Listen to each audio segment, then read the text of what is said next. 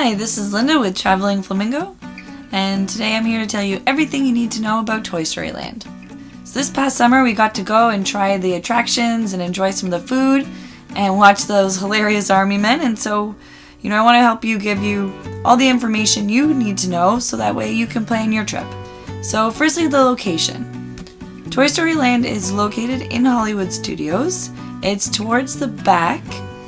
It's where Midway Mania used to be. So when you walk up the main store area of the park, so as soon as you come in, you go straight, you walk towards the Man's Chinese Theater, and then you just go to the right around it and you'll see it all the way there at the back.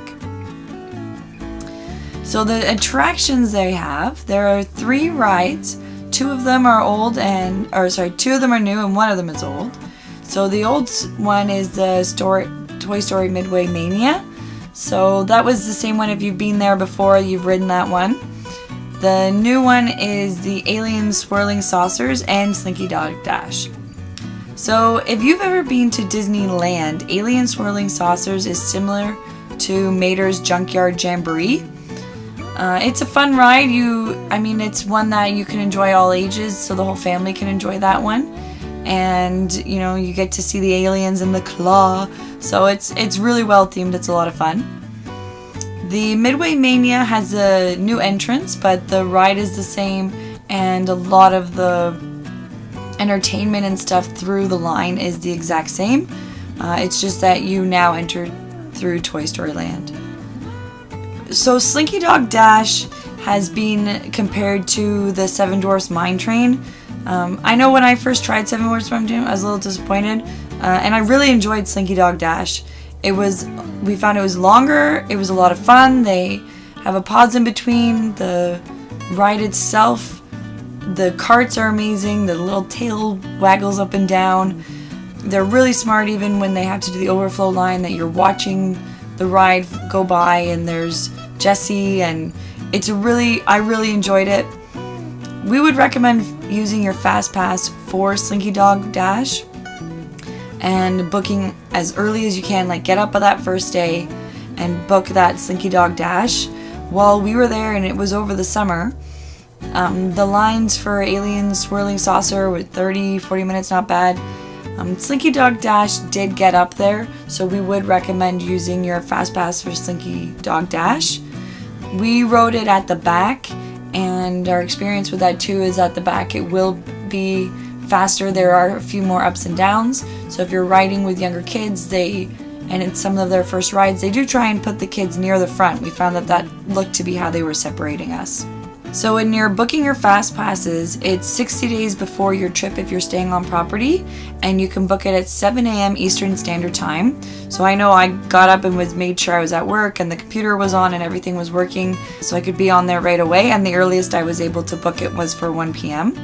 Now, a tip also, if you are going to Disney World and your plan is to go and do Toy Story Land, another option is to maybe stay at a value resort, so you're not spending as much money on the hotel, but you are still able to book those Fast Passes 60 days in advance, so you have that opportunity to book that ride with a Fast Pass.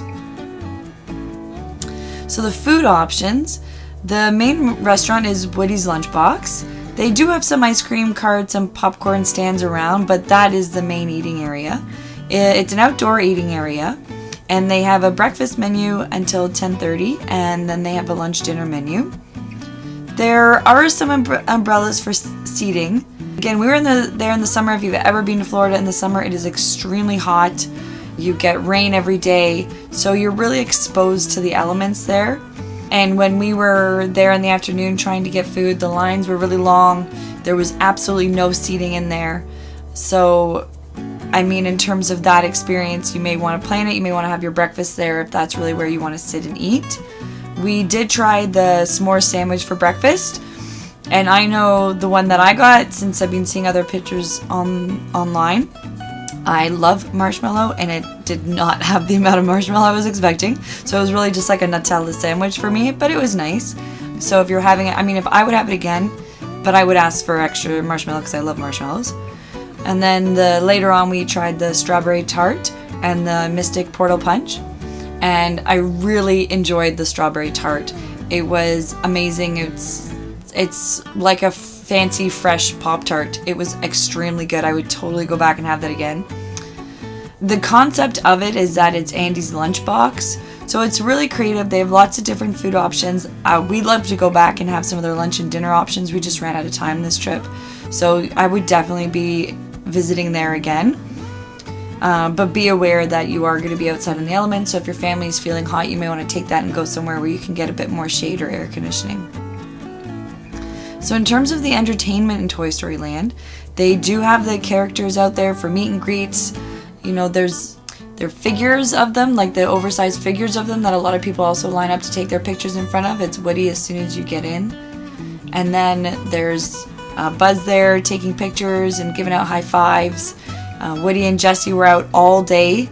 They had a line, but definitely worth waiting, especially if you're going to Toy Story Land to see them.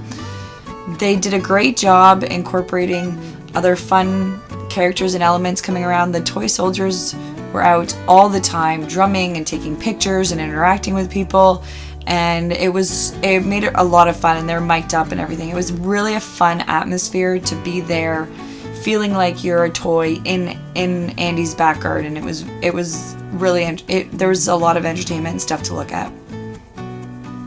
So the overall theming, the detail, like Disney hit it out of the park. Everything from the rails to the floors, you are fully immersed as a toy. There are oversized blocks and balls. There's even lots of nostalgic toys that you remember from your own childhood, like Twister and Tinker toys. The rails that they have, the seats are baby bells that are sort of cut in half, the cheese. So when you get in there, I mean, I can't explain it in justice. You have to go and see it. Even the pictures, once you're in it and you're in the middle and you're looking all around you, and just this theming is there. They really did an absolute great job completely immersing you in that theming of Andy's back garden. So we would recommend, even if you're not interested in doing any of the rides, to go through and just walk through it and see the characters and see the entertainment. And I think you'll really enjoy that as well. So just in general, a couple of the thoughts we have. It is a very, very hot area of the park. If you're there in the summer and you've walked all the way to the back, oftentimes you're already sweating by the time you get there. There's not a ton of shade. They have added some umbrellas. The line for Toy Story Mania will take you into air conditioning, but if you're waiting for a picture with characters, if you're waiting for Slinky Dog, and if you're waiting for Aliens, the Swirling Saucers, all of that, you will be out and you will be feeling the heat. There is some cover for those two if it is raining, but you really do need to be prepared for Florida's elements. We were surprised that they didn't add a shop in there, a specific Toy Story or Pixar shop. I know one of the things, we went with my sister, she was really looking forward to doing some shopping and seeing the stuff that they had there. And they had, Pixar and Toy Story stuff throughout all the shops at Disney, but we really thought they would have a designated shop there. Often when you get off Disney lines, you walked into a gift shop, so we were really surprised they didn't have one in this new area of the park that they added.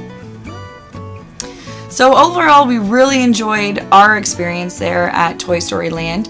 We had a really great time. Definitely I could go back and see it again. We went during the day. I'd love to go back at night and try some of the other food at the Andy's Lunchbox or Woody's Lunchbox, as well as seeing the lights. I think the lights and how they've decorated the park in the evening would give it a completely different vibe than it had during the day, and I'd really like to go back and do that in the evening.